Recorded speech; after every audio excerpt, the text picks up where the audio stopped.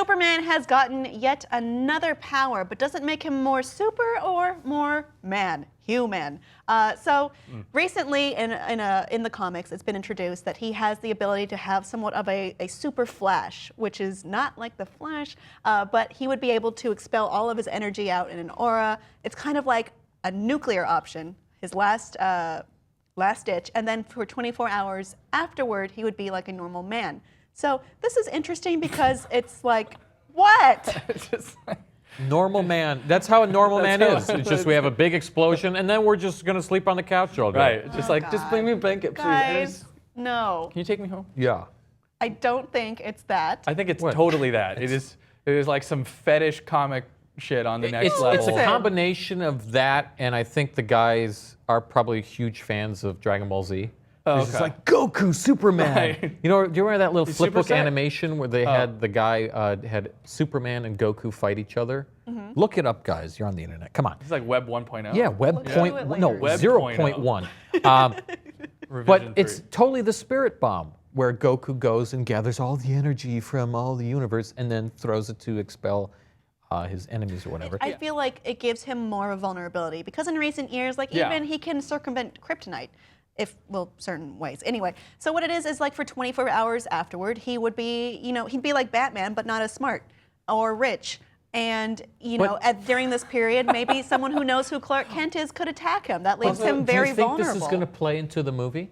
Where they're just like, how can we make Batman fight him? You Thor don't think? still a dude. Oh, in those well, movies. Because that could be an aspect where they're like, well, if we introduce this man. aspect where he becomes human, now Batman can fight him. Well, and that sort of thing. Right, but I think again, if we talk about precedent, which we haven't in this episode, but it's like it probably will not be necessarily affected by what's going on in the comic like that soon. I think that they've already decided, all of the they're things different that apply universes for sure. Right. Like, they're definitely alternate universes.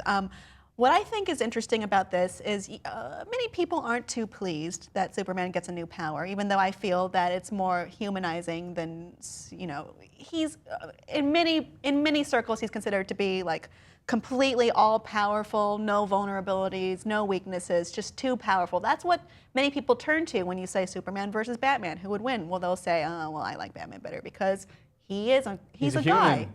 He doesn't have... He's not an alien. Yeah, well...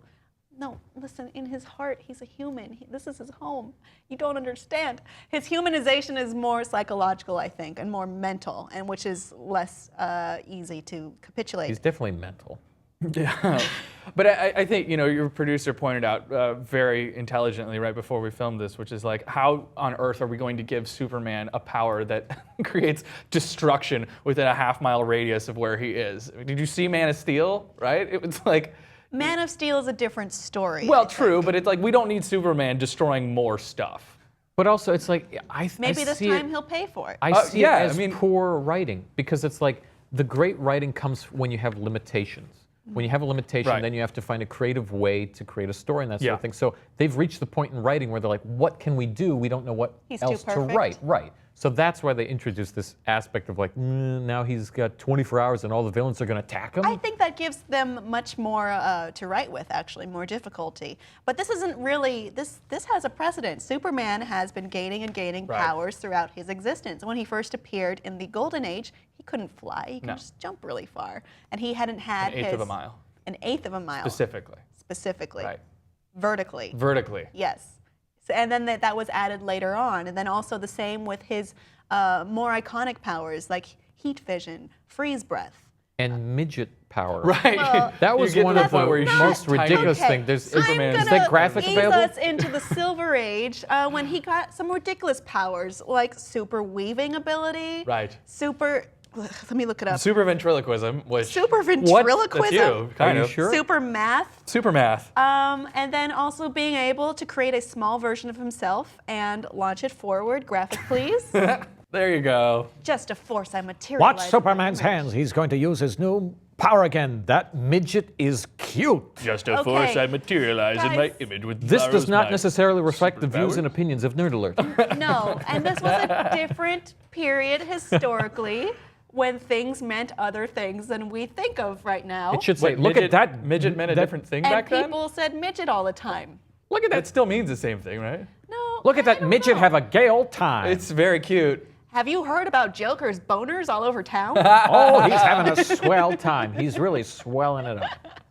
So Don't make that clear this is on hardly email. the first time it's happened, but it is a little bit different than before. We have mixed opinions on this, audience. I like the addition. These dudes keep thinking about sex. What do you think?